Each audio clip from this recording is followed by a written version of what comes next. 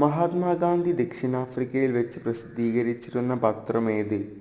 Option A Kesari, B Navajivan, C Indian Opinion, D Young India. Answer Indian Opinion. 1903 പ്രസിദ്ധീകരണം ആരംഭിച്ചത്. മഹാത്മാഗാന്ധി അധ്യക്ഷത വഹിച്ച ഏക കോൺഗ്രസ് സമ്മേളനം ഏത്? ഓപ്ഷൻ എ ലാഹോർ സമ്മേളനം 1929, നാഗ്പൂർ സമ്മേളനം 1920, ബെൽഗാം സമ്മേളനം 1924, കാൺപൂർ സമ്മേളനം 1925. ആൻസർ വരുന്നത് ബെൽഗാം സമ്മേളനം 1924. ബെൽഗാം കർണാടകയിലാണ്. അതിന് ഇപ്പോഴത്തെ പേര് ബെളഗാവി എന്നാണ്. സമ്മേളനം കഴിഞ്ഞിട്ട് ഇപ്പോൾ 100 കൊല്ലമായി. ഇനി ബോണസ് ക്വസ്റ്റ്യൻ ആണ്. ദ ഇന്ത്യൻ സ്ട്രഗിൾ എന്ന ഗ്രന്ഥം രചിച്ചത് ആരാണ്? ആൻസർ കമൻ്റായി രേഖപ്പെടുത്തുക.